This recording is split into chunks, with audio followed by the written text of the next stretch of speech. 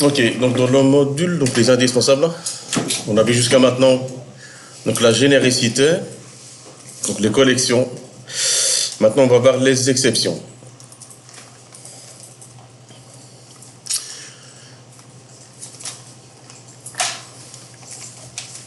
Et donc alors,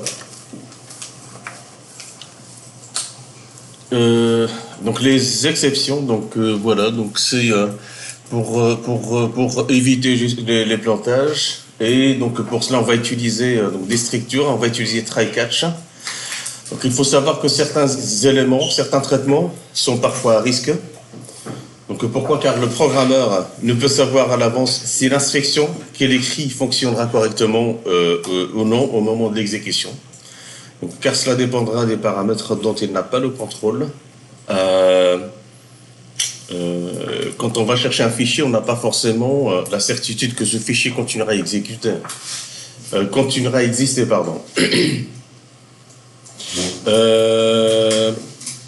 Et donc alors, qu'est-ce qu'on doit faire?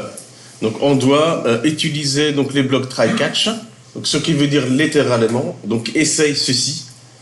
Si cela provoque une erreur, donc fais cela. Ça va? Donc essaye ceci, c'est le bloc qu'on met dans un bloc try. Si cela ne fonctionne pas, essaye donc cela, et donc alors exécuter le bloc se trouvant dans le catch. Et donc alors, donc ça va nous permettre de prévoir donc le coup en interceptant l'erreur qui pourrait se produire et en prévoyant donc d'emmener une action correctrice, ce qui veut dire qu'on peut donc loguer par exemple le stack trace, donc la pile d'appel, et alors afficher un message donc user friendly, un message votre application ne fonctionne plus, contactez votre helpdesk. Et donc alors à la place de lui afficher donc des erreurs en anglais où il comprend rien. Donc ça c'est la première raison. La deuxième, c'est éviter de ne pas remonter des informations que les hackers vont se servir pour hacker votre application. D'accord? Parce que dans les stack trace, parfois on peut avoir des informations vraiment précieuses. Et donc alors, définition. Qu'est-ce que c'est qu'une exception? Eh bien, c'est une erreur qui se produit souvent dans un programme et qui peut conduire à son arrêt.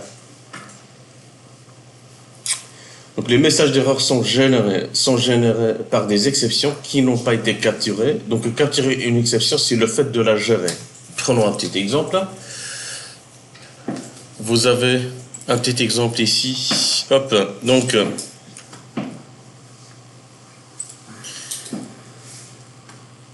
vous avez une variable donc de type string ABC, et donc alors on essaye de caster cette variable, donc la convertir en un entier.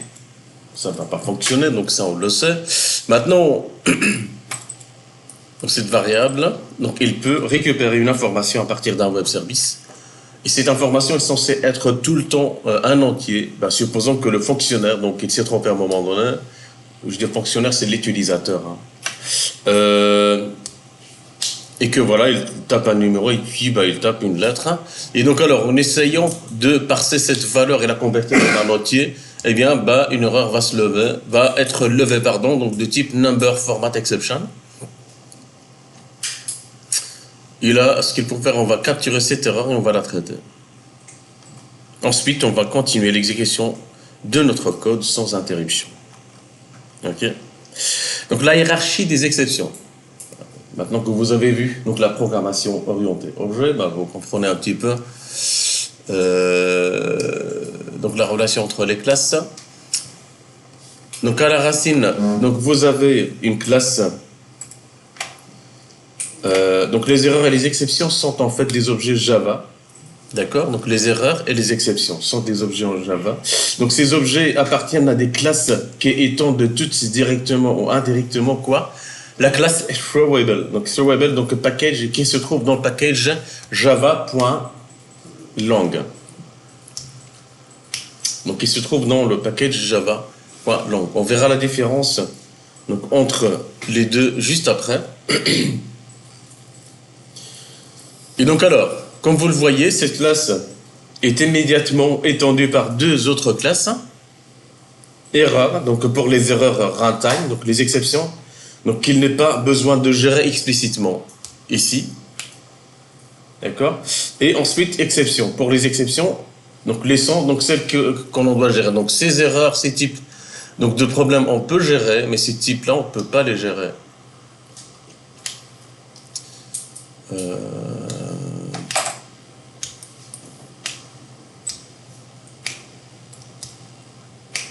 Donc out of memory error, par exemple. Voilà. Par contre, comme dans l'exemple précédent, donc traité, mais on verra les types d'erreurs dans les slides qui suivent. Donc je reprends le même schéma ici, avec quelques explications. Voici la différence entre les deux. Donc vous avez deux classes, error et exception. Donc, la classe error. Donc la classe error, c'est quoi? Donc la classe error donc, modélise les erreurs d'exécution d'une application que l'on ne gère en général pas. Ok? Donc prenons un exemple, donc la division par 0 par exemple. Maintenant avec un IDE comme Eclipse, donc lui il vous affiche, il détecte directement que là il y a un problème et il vous empêche d'exécuter votre application. Donc comme par exemple les dépassements de capacité des tableaux, donc la saturation de la mémoire. Ça c'est des erreurs ici de type classe error. Donc les erreurs d'exécution. Sachez que voilà, il y a deux temps d'utilisation bien de développement de l'application. Vous avez le runtime, vous avez le design time. Donc le design time, donc c'est le moment de la conception de votre application. C'est le moment où vous codez, vous développez votre application. Par contre, le runtime, eh bien, c'est le moment de l'exécution de votre application. C'est quand votre client exploite votre application. Ça, c'est un petit rappel. Et donc alors, vous avez la classe exception. Eh bien, la classe exception modélise les erreurs d'exécution que l'on doit prévoir. Donc, parmi ces classes, vous avez l'impossibilité d'ouvrir un fichier, donc de se connecter à une ressource réseau, donc n'importe quel état invalide dans lequel la machine Java peut se retrouver. Donc, ces erreurs sont prévisibles et le développeur doit proposer un comportement si elle intervient. Donc, file not found, par exemple. Maintenant, on va voir ce que c'est la notion de stack trace. Et donc alors, donc le stack trace d'une exception est géré par la classe throwable. Donc c'est elle qui gère ça. Donc vous avez déjà rencontré ce genre d'output dans votre console, d'accord?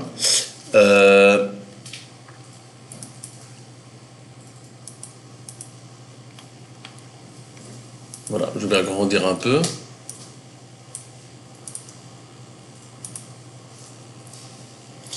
Et donc, comme vous le voyez ici, donc la première ligne donne le message d'erreur. Ici, donc la machine Java se plaint de ne pas trouver donc la classe log factory. Donc c'est le genre d'output qu'on évite de lire parce que c'est un peu verbeux et on ne comprend rien. Donc ici, il faut apprendre à lire ce genre de message d'erreur parce que c'est votre point de départ pour trouver la solution au problème. Donc ici, la machine Java se plaint de ne pas trouver la classe donc log donc factory. Et donc alors vous avez quoi? L'exception donc no class donc def found error. Donc il s'agit probablement d'un fichier jar. Donc ici, les fichiers jar, vous l'avez compris maintenant, vous donc ajoutez des dépendances, donc des librairies à votre application, et ces librairies sont donc des archives jar donc contenant des classes.class, donc contenant donc des classes. Donc si par exemple vous oubliez donc d'ajouter donc cette librairie et qu'à un moment donné dans votre code vous avez besoin de cette classe, si vous oubliez de voilà. Vous oubliez de l'ajouter, eh bien vous aurez ce genre d'erreur. Donc dans notre cas, le donc log factory est nécessaire lors de l'exécution de Tomcat. Tomcat en fait c'est juste un serveur d'application, un container qui va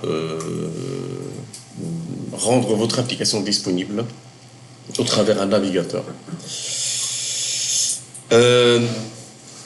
Voilà. Et cette erreur a été constatée donc à la ligne 54. Regardez. Donc ici, donc ce stack trace, il va vous fournir des informations précieuses qui vont vous permettre de gagner beaucoup de temps. C'est ce que vous avez essayé, quelques-uns ont essayé de récupérer ces informations. Le nom de la classe, le nom de la méthode, et puis il y avait moyen de récupérer sur le nom, le numéro de la ligne. Et voilà, hop.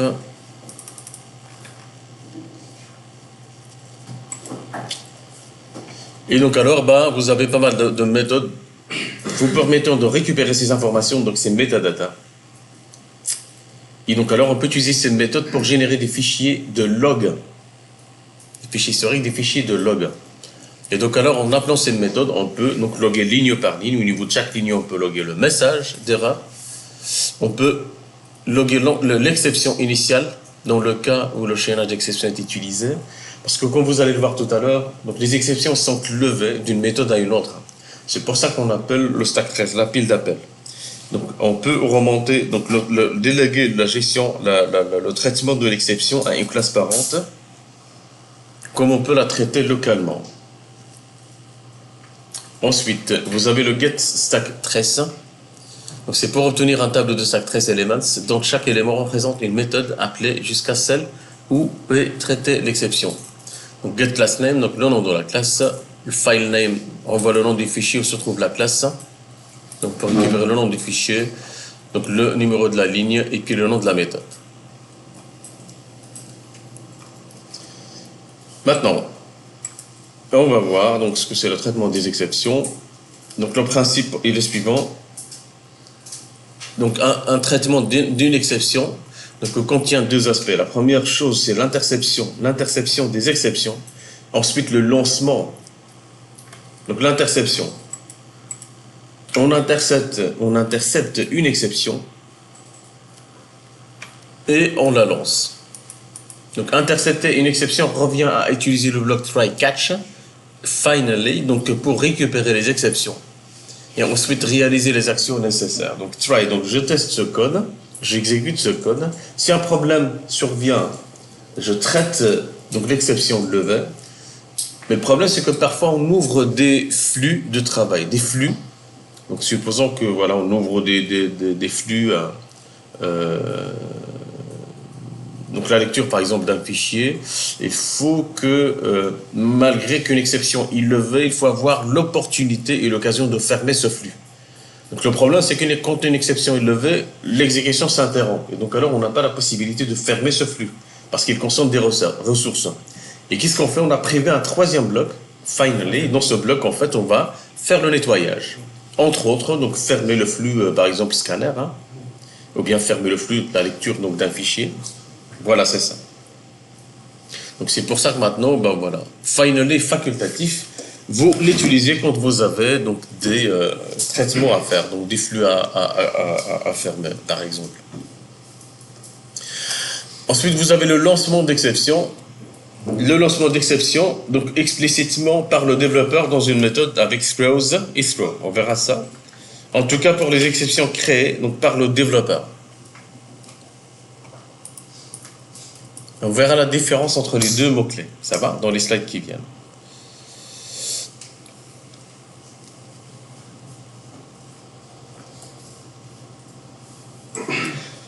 Donc alors, le lancement se fait de deux manières différentes. Soit alors explicitement, c'est-à-dire manuellement, donc grâce à ces deux mots-clés, soit alors automatiquement par l'environnement runtime ou la machine virtuelle pour certaines exceptions prédéfinies par Java.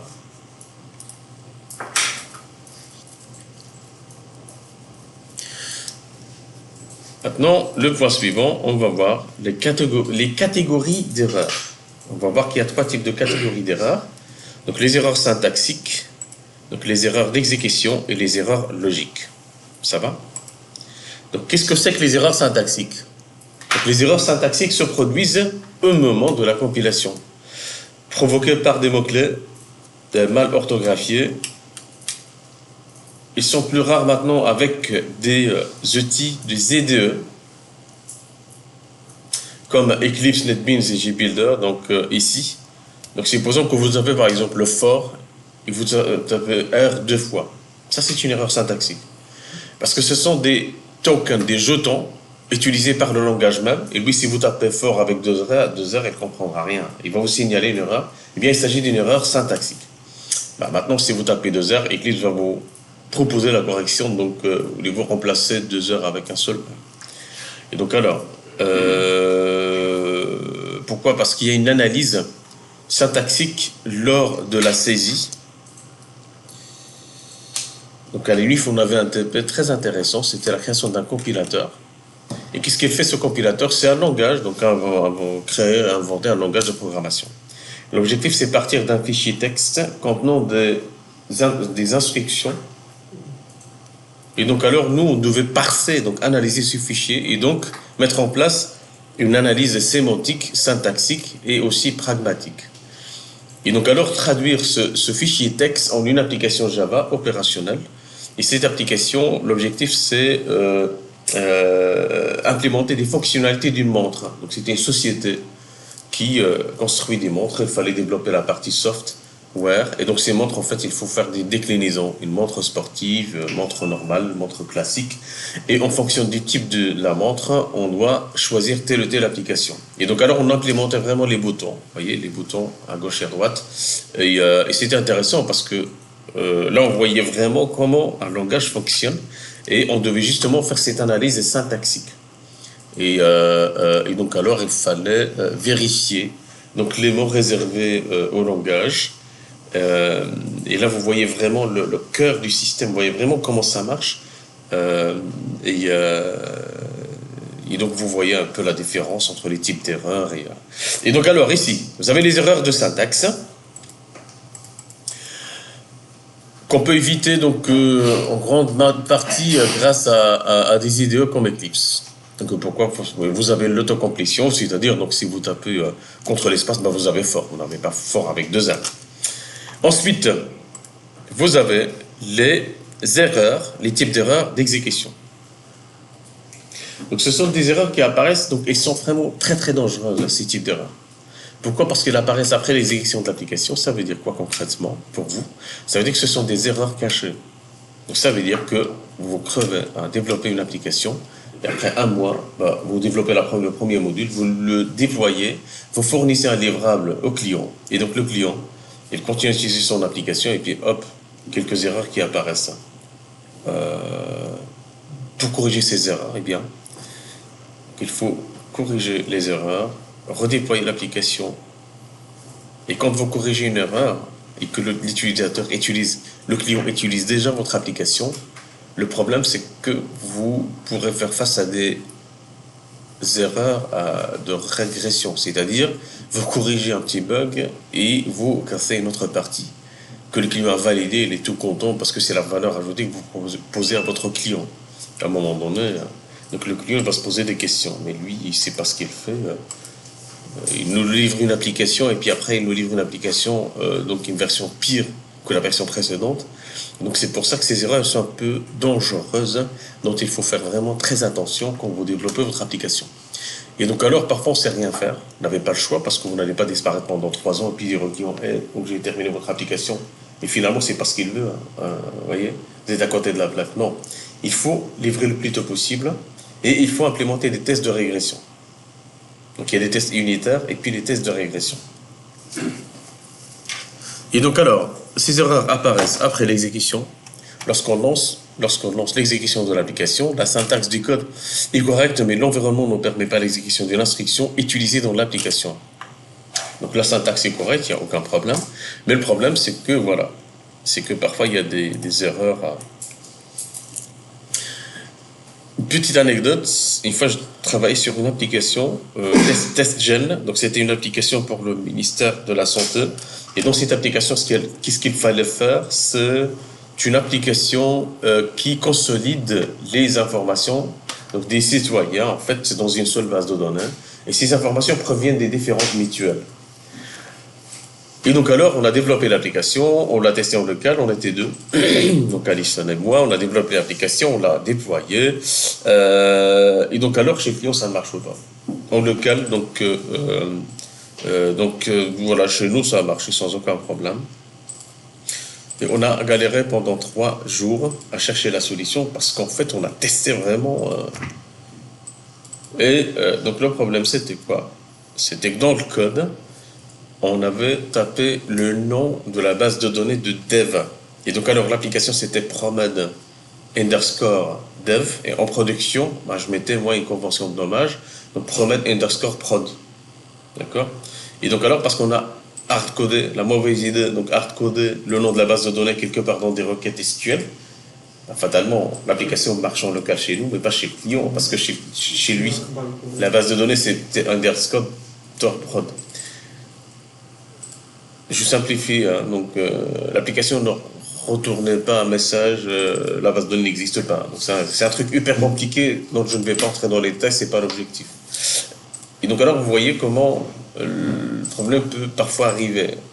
Et donc alors voilà, on a fini par trouver cette erreur, mais voilà, donc c'est un peu embêtant. C'est le genre d'erreur en fait, c'est voilà un exemple d'erreur d'exécution. Ça va? Ça va faire très attention avec ça et c'est pas évident. C'est pas évident à trouver. Et donc alors, le troisième type d'erreur. Donc ça, ce troisième type d'erreur, je l'ai illustré avec un petit exemple, comme ça, voilà, vous voyez un petit peu ce que c'est. Et donc alors, vous avez un petit bout de code, donc vous avez 2 entiers, et pour calculer la surface, en fait, qu'est-ce qu'on doit faire? Donc L fois L en majuscule. Donc le programmeur aurait dû mettre L fois L en majuscule fois L en minuscule. Eh bien, le programmeur peut se tromper. Donc supposons qu'il a touché la touche caps lock, donc shift, et donc du coup alors, donc il tape L fois L ici. Et donc alors ici, ce type d'erreur, c'est le type d'erreur le plus difficile à trouver. C'est le type d'erreur le plus difficile à trouver. Donc le programme compile, s'exécute sans erreur, mais il affiche 25 alors qu'il devrait afficher 35. Donc vous ne vous rendez même pas compte parce qu'il vous retourne un entier et vous avez besoin d'un entier. Il peut continuer à fonctionner avec un code qui a l'air correct, mais en fin de compte, logiquement, non. Donc pour détecter ces erreurs, donc, il faut utiliser le debugger. Rien à faire. Le step by step. C'est l'occasion maintenant de vous entraîner sur le debugger. Et n'hésitez pas à le solliciter jusqu'à ce qu'il devienne votre ami. Parce que par défaut, on est ennemi de ce qu'on ignore. Et donc alors, adoptez-le. Apprenez à l'utiliser. Donc une fois je ramais avec une application et donc alors j'arrivais pas à débugger cette application. Pourquoi? Parce que c'était une application, il fallait lancer 2 process, 2 instances de mon outil de travail, donc Visual Studio. Il fallait lancer le debugger ici et aller dans le gestionnaire manager device, le gestionnaire de donc le gestionnaire de périphérie, le gestionnaire est récupérer l'identifiant du process, l'introduire quelque part dans une autre instance de mon IDE. Et donc alors passer d'un process à l'autre, ça existe, hein, j'ai réussi à le faire fonctionner par après. Mais quand je n'ai pas réussi, et le chef de projet en fait, dont il s'inquiétait un peu pourquoi, voilà, ça prenait tant de temps, on l'a regardé ensemble et après il m'avait dit, non ça c'est, il m'avait dit que là, sans la mise en place de cette astuce, de cette manière de travailler, on arrête, on ne peut pas continuer. Et donc alors, lui, il avait dit ça. Et moi, je trouve qu'il a raison, parce qu'en fait, il m'avait dit que sans debugger, on ne peut pas travailler. Ça, c'est notre outil de travail. Et donc alors, sans debugger, on ne peut pas travailler. Je vous le dis, donc à vous aussi.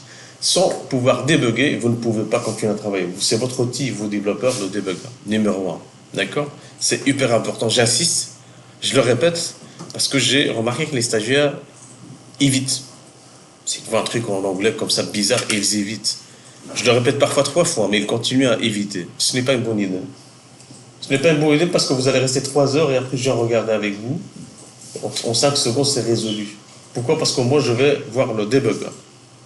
C'est le debugger qui va vous aider à résoudre ce problème et pas rester 2 heures à regarder l'erreur sans faire quelque chose. Donc, debugger, deuxième chose, documentation. D'accord? Très important.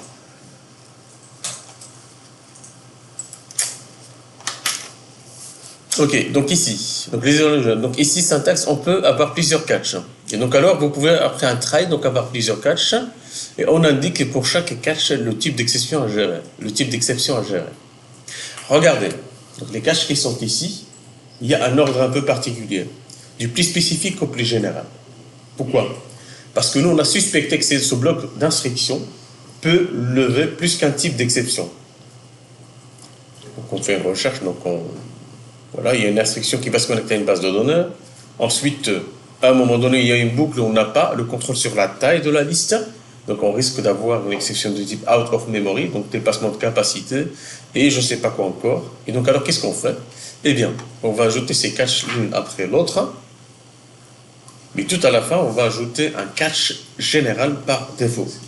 Voilà, exception. Quand on met exception ici, si aucune de ces exceptions est levée, je suis sûr et certain qu'un catch va être levé. Pourquoi? Parce que exception, il catch n'importe quel type d'erreur.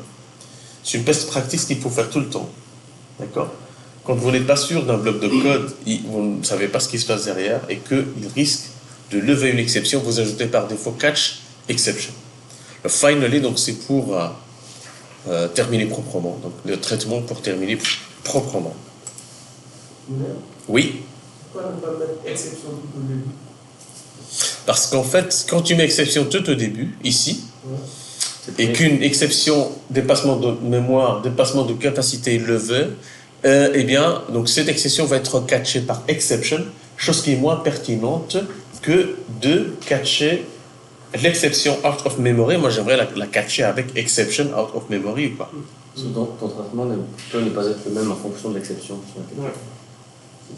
Alors que si tu mets ton exception en premier, vu que c'est toutes les exceptions, tu auras le même traitement pour tout. Donc c'est le premier qui demande. Et du coup, il se passe quoi s'il a deux exceptions en même temps? Mais en fait, l'exécution d'une application est séquentielle. Et donc alors avec une transaction, il y a une exception qui va se lever avant l'autre. Ça s'arrête à la première exception. Et ça s'arrête à la première exception. D'accord? Donc il faut régler, corriger la première exception et puis alors attaquer la deuxième. Ensuite, donc, qu'est-ce qu'on avait dit tout à l'heure? On avait dit que les exceptions, donc les classes et les erreurs, donc ce sont des classes Java. Et donc alors c'est très bien parce que ça tombe dans votre zone de confort qui est la programmation orientée objet.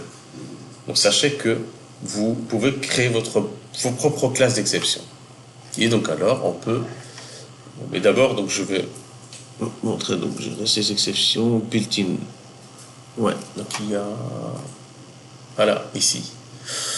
Donc les built-in, ceux qui savent pas ce que c'est ces termes, de temps en temps je vais utiliser des termes un peu en anglais pour vous mettre un peu dans le bain petit à petit. Vous avez les built-in versus keystone exceptions. Et donc built-in, ce sont des exceptions built-in qui font partie du framework. C'est pas vous qui allez les créer, mais elles existent. Et vous pouvez à côté de ces exceptions créer vos propres exceptions. Donc à vous. Donc liées à votre au domaine d'application dans lequel vous travaillez.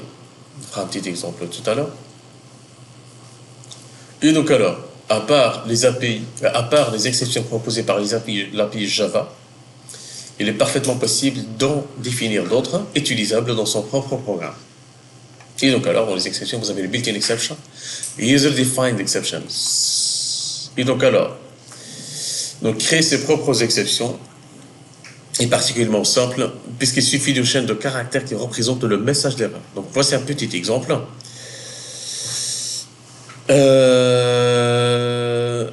Et donc alors vous avez ici une exception, donc application exception.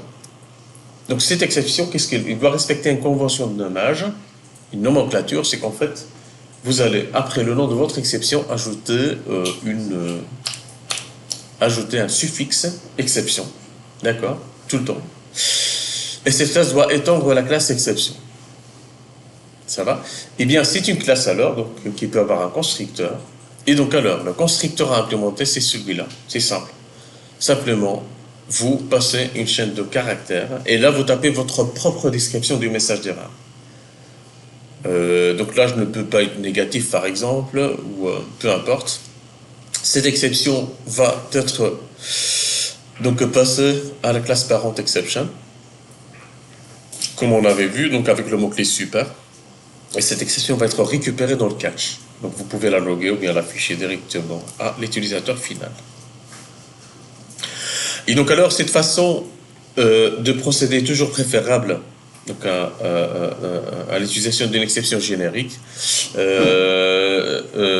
donc alors, pourquoi? Parce que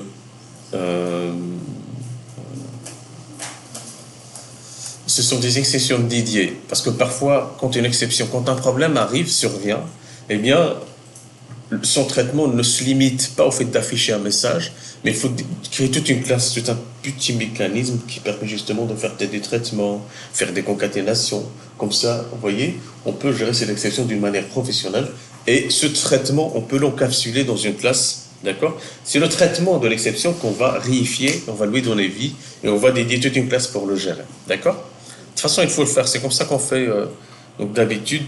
Et vu que vous allez travailler dans des applications donc de gestion, donc dans des structures, ça peut être des grandes chaînes de distribution, tout ça, vous aurez besoin à ce genre de pratique. Et donc alors, donc les étapes de création. Donc les étapes de création. Donc la première étape, c'est quoi? C'est la création d'une classe qui va gérer nos exceptions. Elle va hériter de la classe exception. Voilà. On crée donc notre classe nombre enfant exception. Extends exception. Et donc alors, ça c'est le constructeur. Soit tout à l'heure on le passe en paramètre, donc soit tout à l'heure, ici, on l'affiche. Regardez un peu ça. Donc vous avez par exemple une classe personne, et ça c'est le constructeur. Donc ce constructeur, qu'est-ce qu'il fait? Il va vérifier si le nombre d'enfants est strictement inférieur à 0. Donc au lieu de retourner le message d'erreur, notre classe va intervenir pour gérer l'erreur. Et donc alors, qu'est-ce qu'on fait?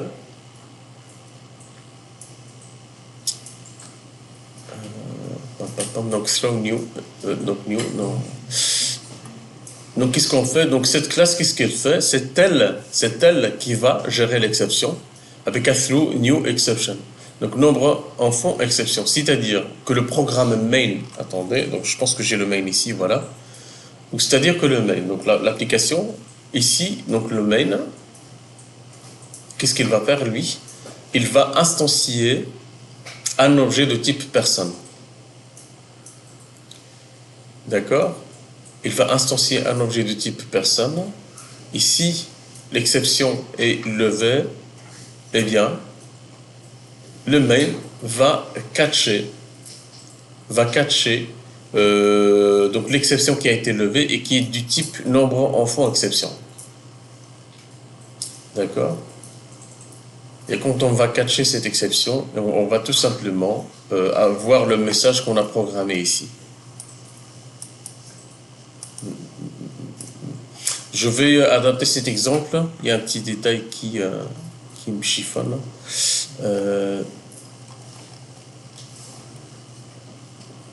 Mais c'est comme ça que ça marche en gros. Donc ici, vous avez une classe et vous avez quelque part, soit dans une méthode, soit dans un constructeur, une exception ici qui peut être levée. Et donc alors, suite à cette condition qui n'a pas été respectée, cette règle métier qui n'a pas été respectée, eh bien, qu'est-ce qu'on fait? On se dit, moi, constructeur, attention, il y a un problème parce que vous, développeurs, vous exigez le respect d'une règle métier qui a été violée à ce niveau-là.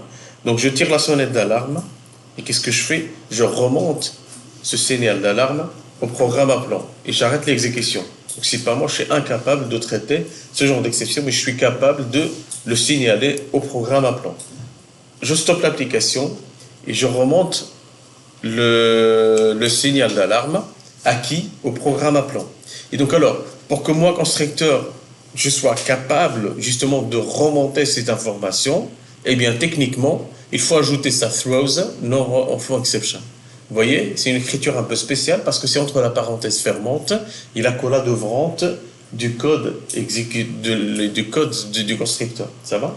La première fois que vous voyez cette syntaxe, c'est comme ça que ça marche. Vous avez throw ici qui travaille en partenariat avec throws pour assurer cette mission de pouvoir remonter les messages d'erreur. Ça va? Throw new, vous voyez le throw new, c'est avec new à chaque fois. Throw new nombre enfant exception, mais nombre enfant exception c'est quoi? C'est une classe qu'on avait créée nous-mêmes qui hérite de la classe exception. D'accord? Qui hérite de la classe exception. Et qu'est-ce qu'il va faire quand il va être levé? Simplement, il va afficher ce message d'erreur. Donc, implémenter une classe héritant de la classe exception.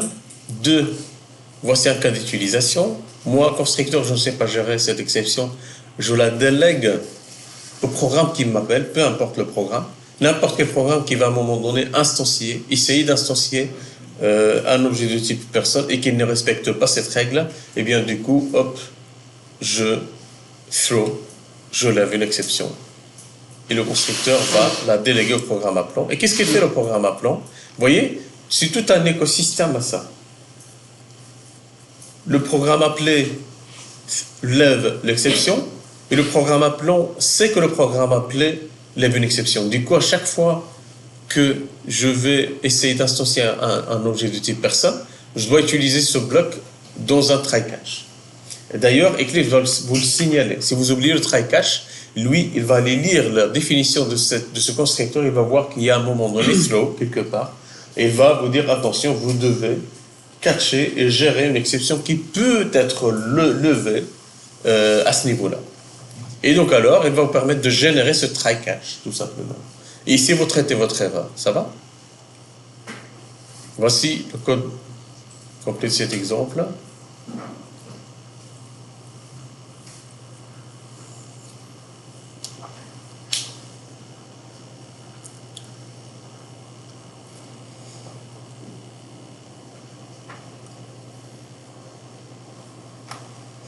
Et donc alors, on peut avoir plusieurs catchs ici. Hein, donc, nom exception, prénom exception.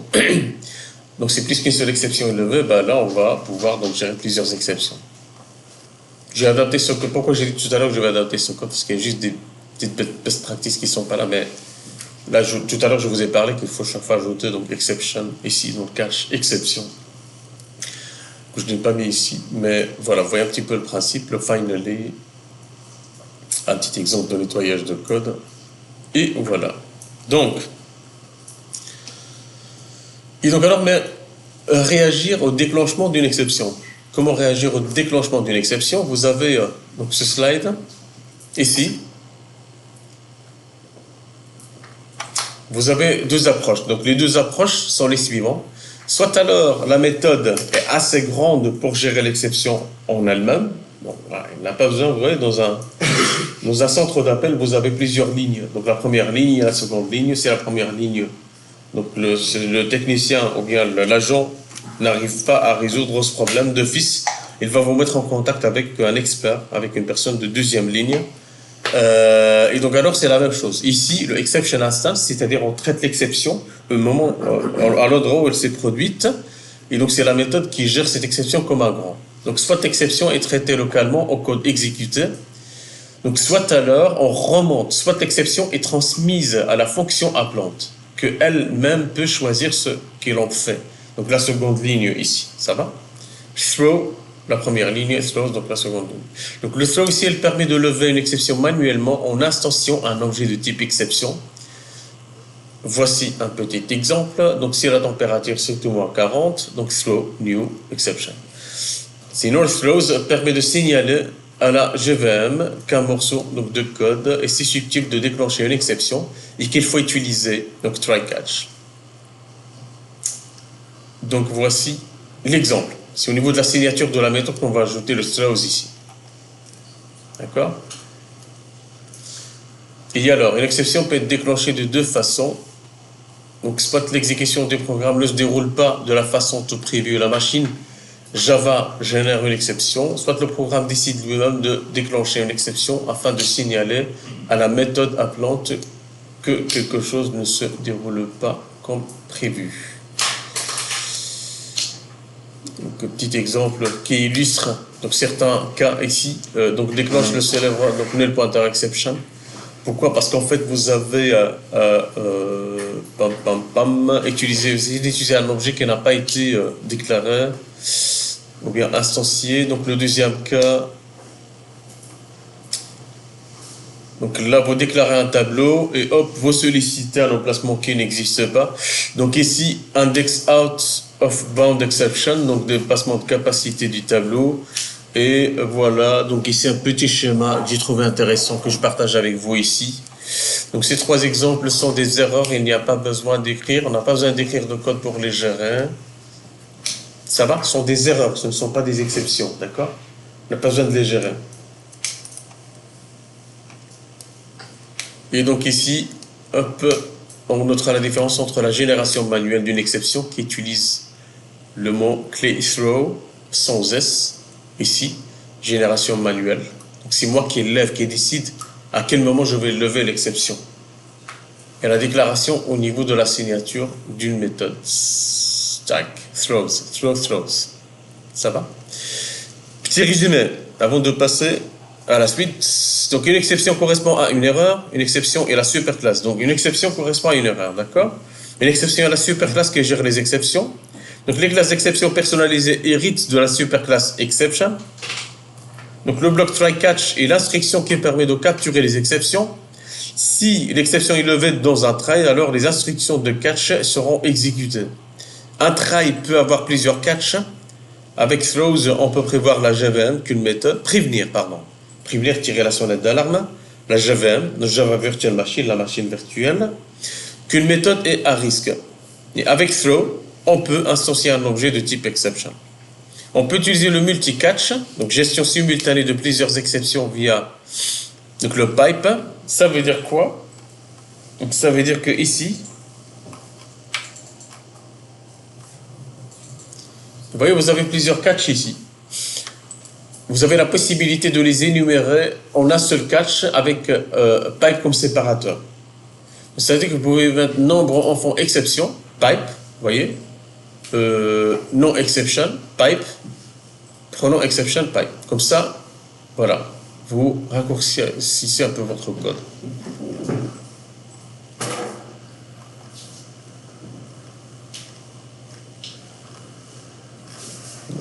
Toutes les exceptions. Ok, donc qu'est-ce qu'on va faire? Je vais reprendre, une fois je vais implémenter 2-3 exceptions. Vous allez suivre avec moi dans le projet Smart Drive. Et donc on va changer notre manière de travailler pour éviter les problèmes qu'on avait vus, qu'on avait eu la semaine passée. Et vous allez suivre avec moi. On va travailler sur le workspace. Ça va, on ne va pas passer par Git pour l'instant. Vous allez simplement... Mais d'abord, qu'est-ce qu'on va faire? Moi, je vais vous montrer comment, donc par la pratique, utiliser les exceptions dans le projet que nous avons mis en place. Mais vous allez télécharger donc le projet avec ce que je vais vous montrer. Comme ça, vous n'allez pas coder en même temps que moi. Parce que moi, j'ai remarqué que quand vous codez en parallèle, eh bien, vous avez du mal à suivre avec moi. Or, le code, vous l'aurez de toute façon après. Ça va? Donc alors, vous allez sur donc les indispensables, les exceptions, code source. Vous téléchargez ce projet, donc DRAS 05 indispensable Smart Drive.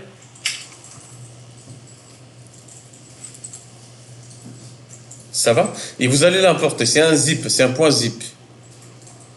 Je rappelle, Java les bases, j'ai partagé avec vous 2 procédures. Une, vous montrant comment importer un projet. 2, vous montrant comment exporter un projet.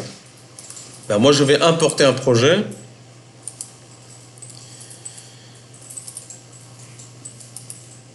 Import existing project into workspace. Next. Select archive file, browse.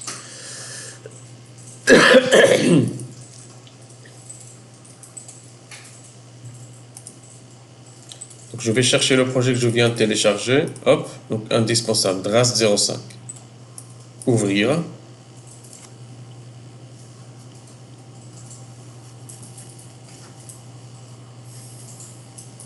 Finish.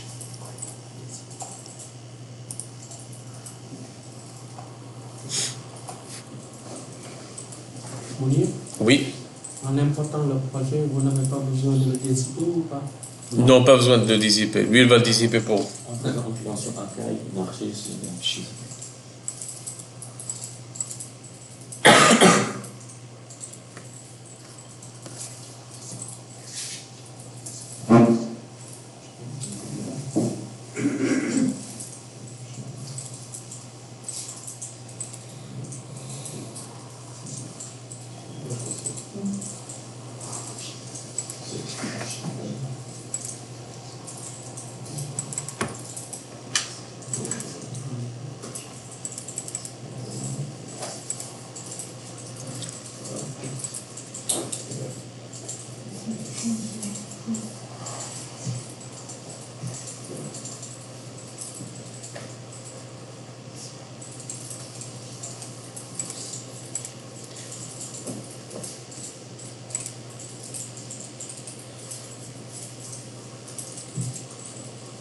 Donc, donc Smart Drive. Tac. Ça va? Et donc alors,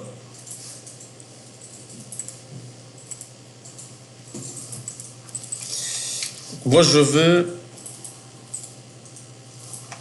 supprimer ce projet. Bah, je vais juste pour vous montrer ici. On voit pas très bien. Donc cette solution contient ce que je vais vous montrer. Donc vous avez Elements Not Exist Exception, voilà, donc c'est une exception que je vais implémenter devant vous en pratique. Mais vous avez le code, donc vous n'avez pas besoin de coder en même temps que j'explique, c'est bon? Donc ici je vais fermer, hop, je vais effacer, je vais supprimer cette solution, hop, la supprimer complètement. Et je vais commencer. Je vais partir de la version précédente de la fois passée.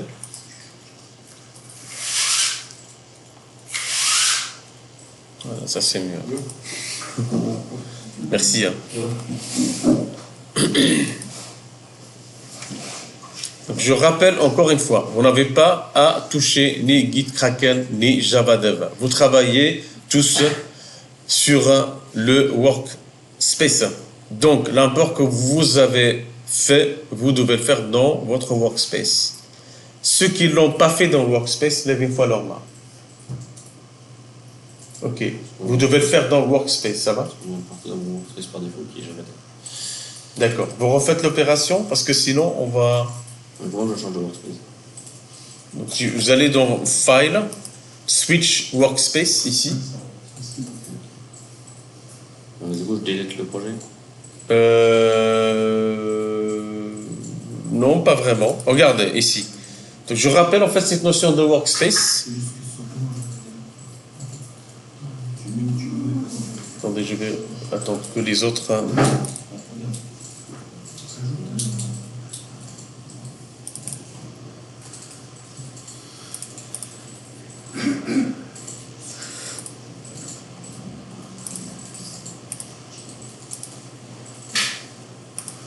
Ok, un petit rappel en fait. Donc Eclipse, lui, quand vous l'installez et quand vous essayez de le lancer, en fait, il vous invite à choisir un dossier. Ce dossier, ce serait le dossier de travail, Workspace, espace de travail.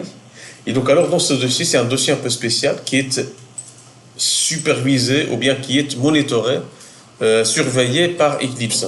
Et donc ce dossier il contient des fichiers cachés, des métadatas qui vont aider Eclipse à gérer ses projets, justement, les afficher de cette manière, et ainsi de suite. Et donc alors, ce workspace, vous pouvez le personnaliser soit en allant sur Windows, Préférences, ici, et là, je vais taper Workspace ici. Workspace. Vous voyez le deuxième Workspace ici. Le premier Workspace ici, d'accord? Et là, vous avez la possibilité de remove ou bien ajouter un workspace. Moi, ici, mon espace de travail, c'est Java 2e, pardon, / workspace. Java 2e, vous avez tous Java 2e / workspace. Et ce dossier-là, je vais l'ouvrir dans mon explorateur Windows. Vous voyez le workspace ici?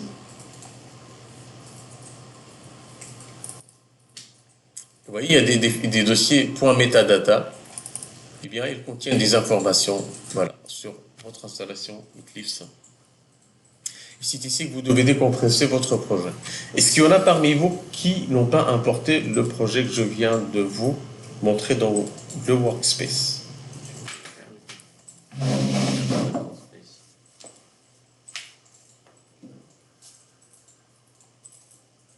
Comment tu touches?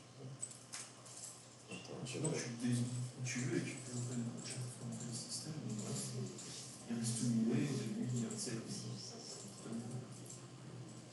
Ok.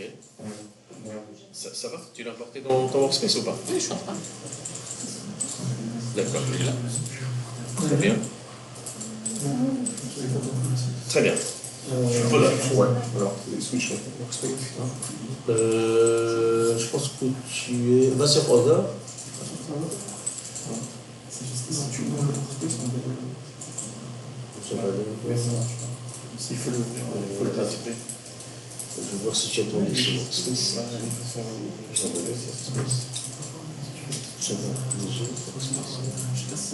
Et là, on va switcher. Il est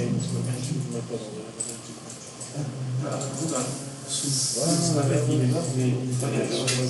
Tu mets juste un portier. Si c'est un endroit, ça fait plutôt que changer de workspace. On va redémarrer. C'est bon, Une fois qu'elle a redémarré, ça suffit d'avoir importé ton projet. Ça va? Tu sais faire ça va, Osman? Oui. Ouais. Je pense que pour les autres, c'est bon. Ok.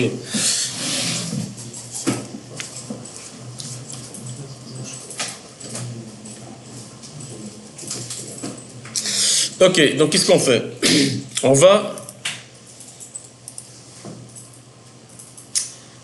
va ajouter des try-catch dans notre classe service base ample. Donc service base ample. Donc se trouvons dans le package donc service base ici. Hop, je l'ouvre.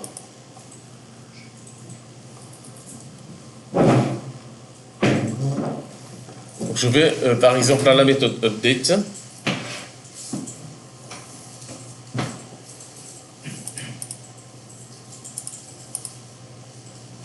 Donc je vais ajouter un bloc try catch. Ici dans la boucle for, je vais boucler sur la liste. Ça va? Et donc alors, je suspecte ici qu'il pourrait y avoir donc des erreurs. Get donc eating ID, tac tac, donc remove, donc items, donc point add. Donc je retire l'objet puis je l'ajoute et après donc j'appelle la méthode break. Dans le cas où l'envie il est mis, par exemple.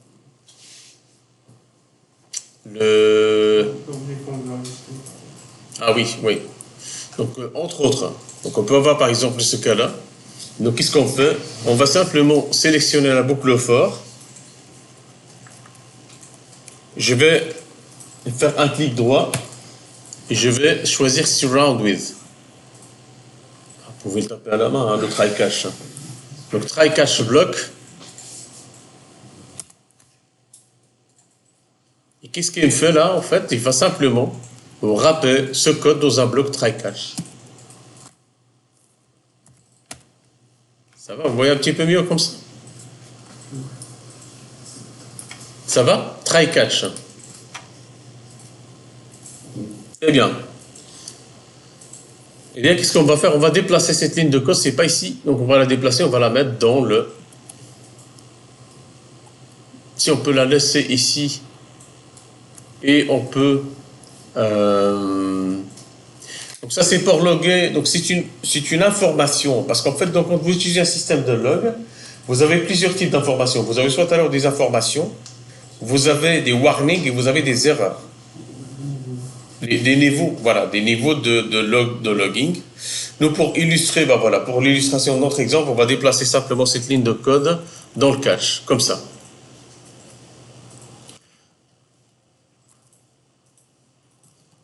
Ou bien, on va la laisser ici. Hop. Voilà les ici, on va loguer. Donc ici, bah, quand on entre dans le catch ici, c'est qu'en fait il y a une erreur. Et donc alors on va adapter le message d'erreur ici. Donc string format. Là, ça va être donc error.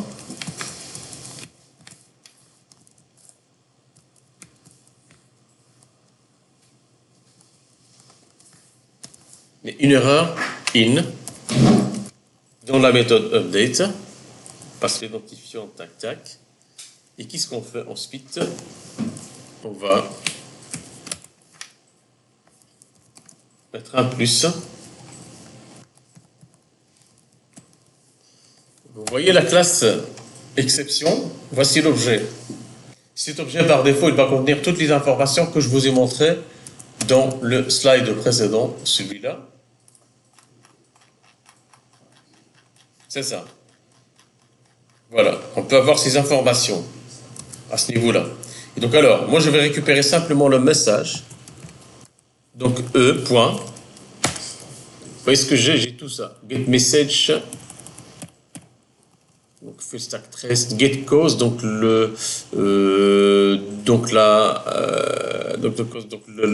cause de cette erreur. Et donc alors, qu'est-ce qu'on fait? Get message.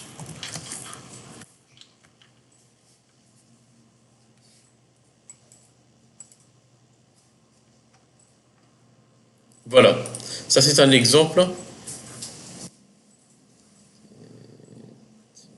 Oui, il manque une parenthèse fermante.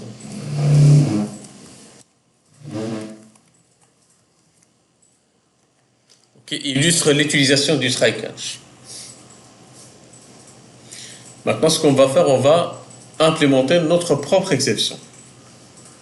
Et donc, notre propre exception, donc ça veut dire quoi? Ça veut dire qu'on va créer une classe héritant de la classe exception. Et pour faire ça, on va ajouter une classe dans le package utils. New class. On va l'appeler donc elements not exist exception.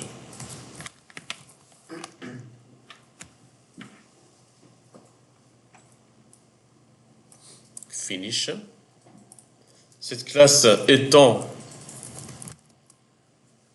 extends exception.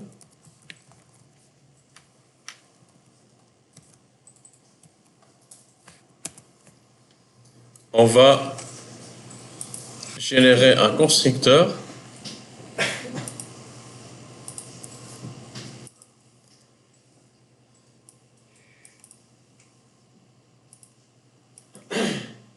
donc public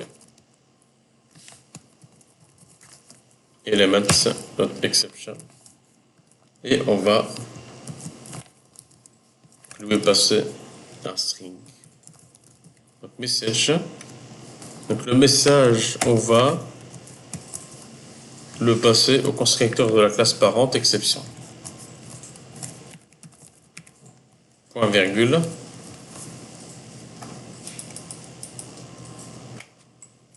Voilà.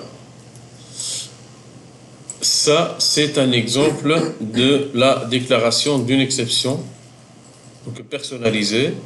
Maintenant, je vais vous montrer comment on peut l'utiliser.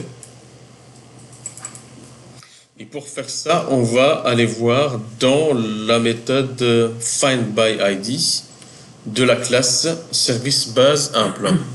Service base ample, findById.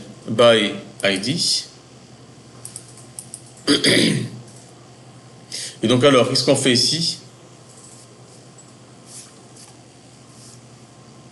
On va lever une exception en disant que donc l'élément avec l'ID ID, on a passé en paramètre, not found, n'existe pas. Et donc alors qu'est-ce qu'on fait? Eh bien c'est ici qu'on va faire ça. La première chose, lever manuellement l'exception, donc c'est-à-dire qu'on va utiliser le throw.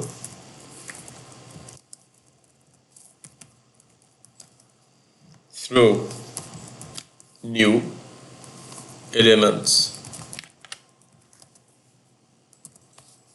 not exist exception.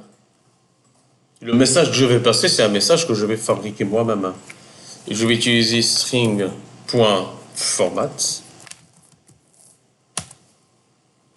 Donc là, je vais taper ma chaîne de caractères qui est element. With donc, ID doesn't exist. Donc je prépare un emplacement.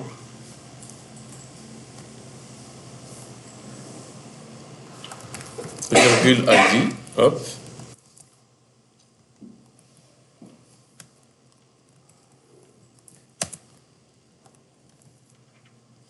Et qu'est-ce qu'il me dit? Il me dit que tu lèves manuellement une exception, sauf que tu n'as pas encore indiqué que cette méthode est capable de déléguer au programme appelant. Eh bien, je vais lire ce qu'il me propose. And then the exception type elements not exist exception. Donc, at throws declaration. Qu'est-ce qu'il va faire? Il va ajouter quelque chose ici. Hop. Throws. Ah, pardon, ici. Là. Hop. Hop. Voilà. Throws element not exist exception. Maintenant, cette fonction se décharge de la gestion de cette exception. Elle n'est plus responsable. Simplement, sa responsabilité se limite en fait de signaler l'erreur. Tout simplement.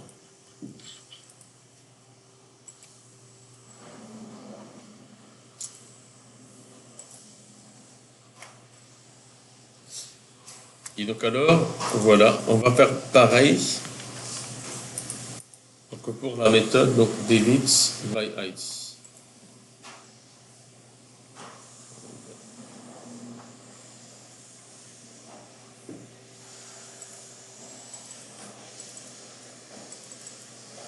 C'est le même principe en fait ici. Donc ça c'était juste pour vous montrer un exemple. Donc alors, la première chose, c'est throw. Bien sûr, il va faire un import pour pouvoir utiliser cette classe. CTRL-SHIFT-O pour faire un nettoyage. Il va utiliser le mot-clé throws.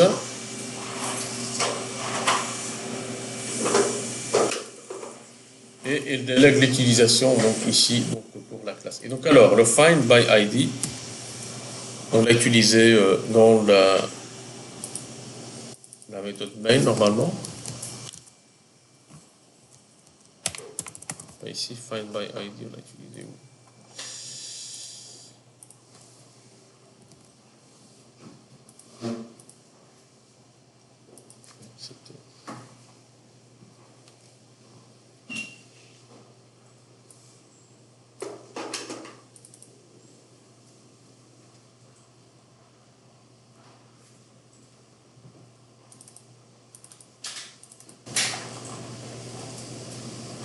Find by ID.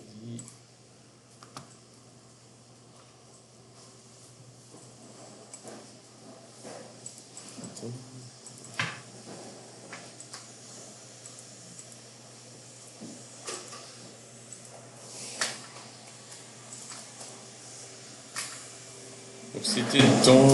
Oui. Oui, donc un exemple d'utilisation, c'était dans la classe même, donc service base ample, delete,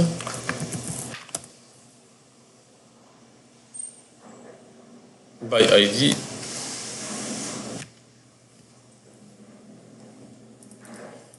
by index ici, delete by ID, voilà ici. Hop.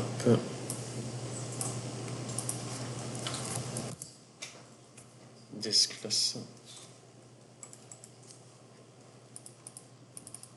Donc, delete by ID, qu'est-ce qu'on fait? On log le message. Ensuite, on va ajouter le try catch.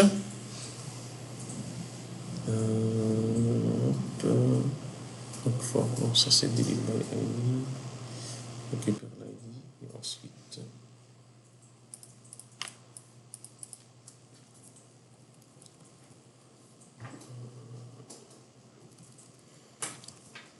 Je vais mettre en commentaire cette version de cette méthode.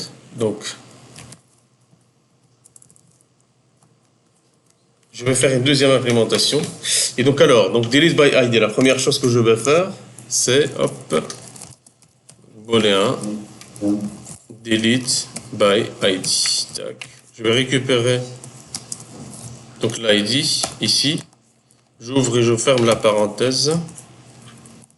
Et alors, hop. Donc qu'est-ce qu'on fait? On va...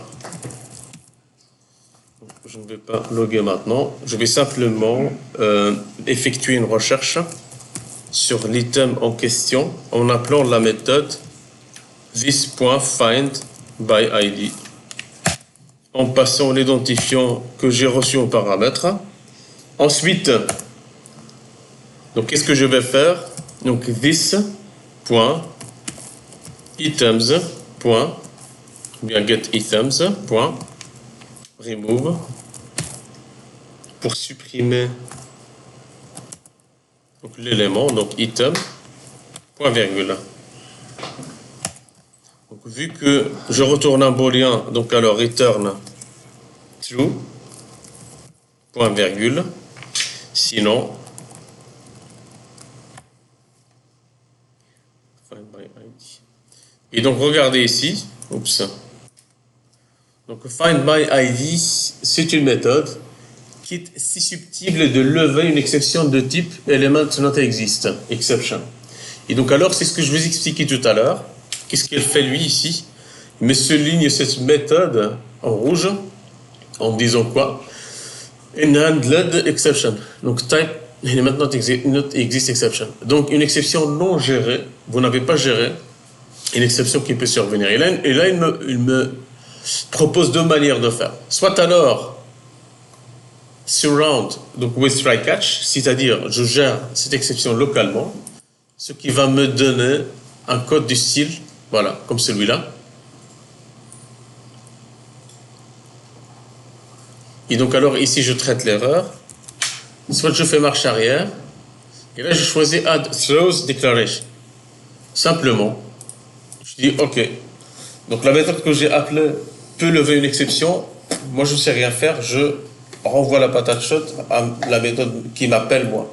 Donc alors je remonte en cascade tout simplement l'erreur. Soit alors c'est moi qui gère l'exception, c'est ce que je vais faire ici. Et donc alors je vais choisir la deuxième option. Et donc alors dans cette option, je vais inclure ce bout de code à l'intérieur ici de la méthode.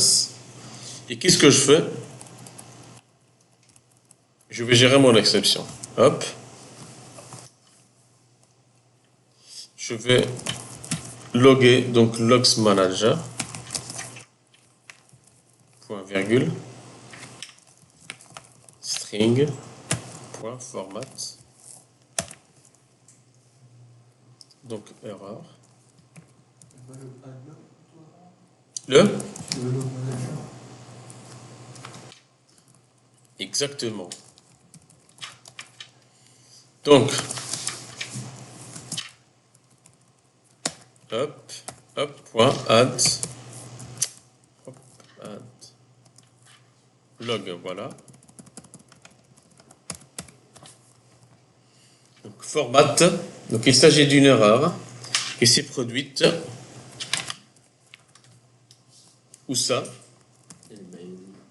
Delete by ID. Moi, ce que je fais en fait ici, donc soit alors je mets la signature, soit j'ajoute l'identifiant comme cela. Ensuite, une fois que j'ai fait ça, je vais concaténer ça avec le message d'erreur. Voilà. Et bien comme ça, je gère. Maintenant, il me souligne la méthode. Donc en rouge, qu'est-ce qu'il me dit? Regardez, ici il me dit This method must return result of type boolean. Oui, pourquoi? Parce qu'en fait ici j'ai mis un return true, mais si je tombe dans le catch, en fait, je ne le retourne pas. Il s'agit d'une inconsistance, d'une... Voilà. Return. Voilà, très bien. Return false. Et bien comme ça, vous avez un exemple concret que vous avez sur vos machines et vous pouvez vous inspirer pour faire les TP, que je vais vous donner juste après. Je pense que c'est mieux comme ça de suivre avec moi que de taper en même temps, parce que je vois parfois Sylviane, hein, ça bloque parfois. Et je comprends qu'on a envie de pratiquer, de taper, mais de toute façon, vous allez pratiquer juste après.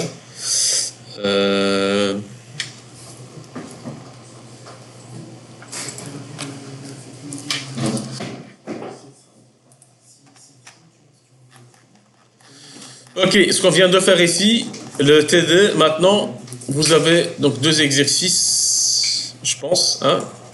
Il n'y a pas beaucoup, hein, mais c'est juste en fait que vous pratiquiez par vous-même.